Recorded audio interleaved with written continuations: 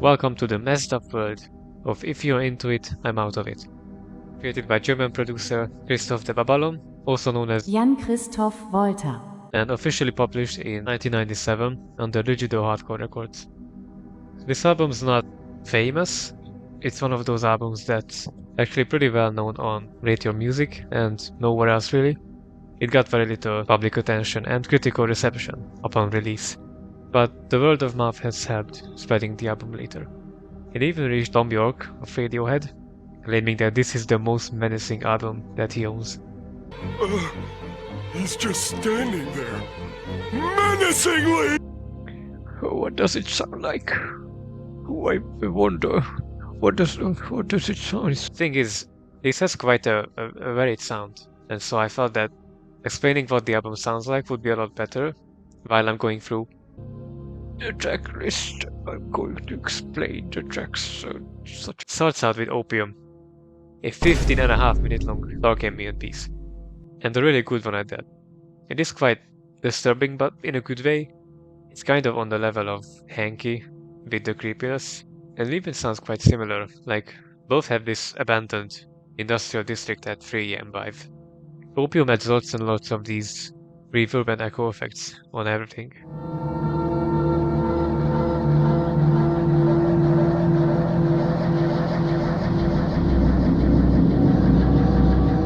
Super haunting.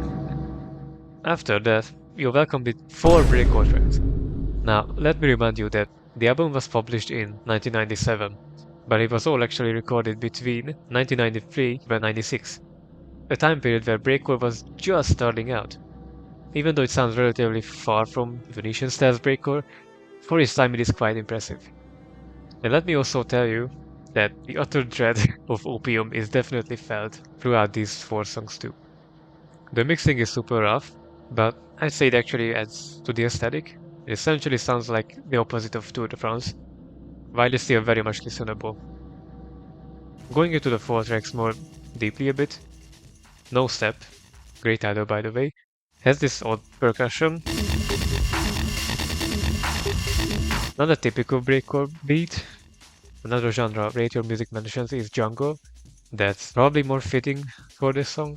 Throughout the album, the influence of drum and bass and jungle can be felt, for sure, so it makes sense. With the next song, we really do get into the loud and abrasive breakcore stuff.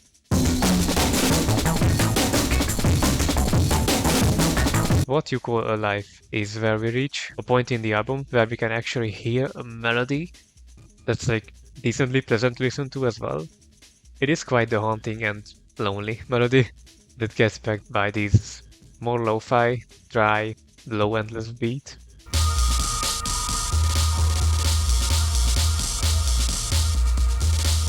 All that being said, I'd say this is the most approachable song on the album, and this is also my personal favorite of these breakcore tracks. Finally we have Water. Sadly it's one of the more forgettable cuts on the album. It's breakcore that kind of just meanders around. It doesn't really have a hook. I guess it carries the momentum of the album and of previous tracks, but it doesn't really add a lot to the discussion. After all that, we reach Brilliance, the first and I'd say the only break in the album when you get a moment to rest.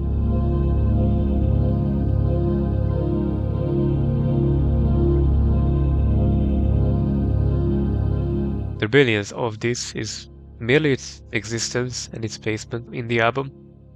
It acts as that one hole in that cloudy rainy sky, where the sun still shines through a bit. Can you guess what comes next? That is correct. 3 more breakcore tracks. This time though, these have more of a breakbeat and or jungly vibe when it comes to the percussion.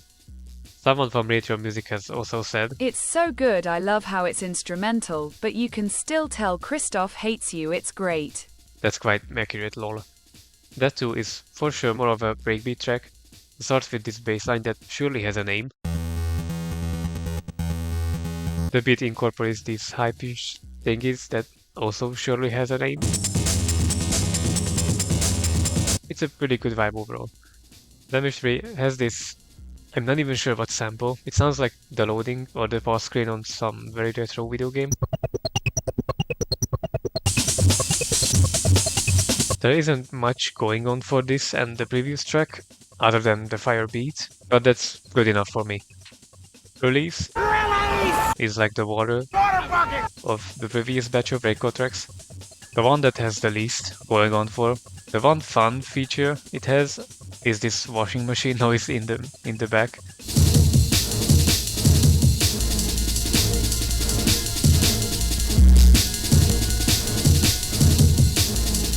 I think it's an orchestra sample, but it sounds like a washing machine really. Can you guess what comes next? Ambient! With High Life theme. Did you think that Hanky or Opium was unnerving? Well,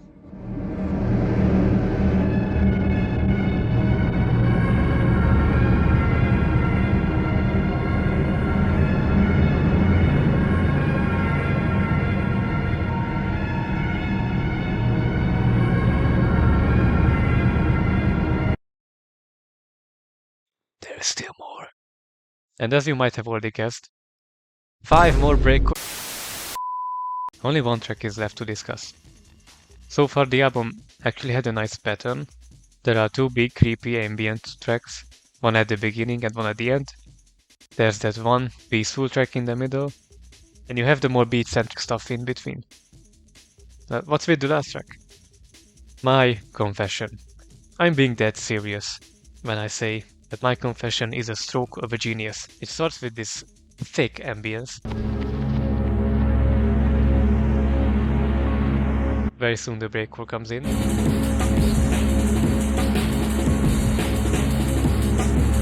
And that kind of plays throughout the song with little variation. Now, that already might sound a bit boring, but no. Around 3 minutes into the song, this ominous bell chiming starts playing. And it just continues. And even though it's not too loud, it almost becomes the focus of the song. And the continuous breakcore gets more and more into the background, even though it doesn't become any quieter, essentially becoming more of a hypnotic drone piece even. This bell chiming is initially just one note, but as the song continues, more and more notes get added to it, essentially becoming an actual melody. And I find it so interesting how it slowly reveals itself. And this all goes on for almost 10 minutes.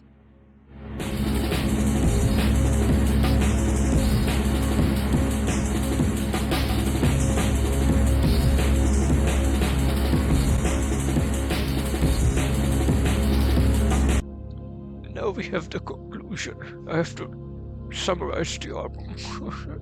I don't know, man. This album's pretty crazy. It would be a shame if you would skip it. The whole album almost feels like it doesn't want to be heard.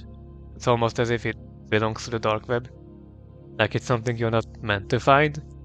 And I don't know about you guys, but that's quite a unique feature for an album that's not a harsh noise wall. Even while looking at the cover. This album cover has more aura than Playboi Carti's entire career. The whole album and the vibe and everything, it's all so intriguing. All in all, I'd give it a strong 8 out of 10.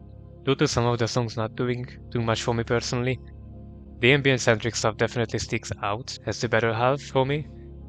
All that being said, it still managed the spot on my top stars. It is a really attention-grabbing and interesting listen.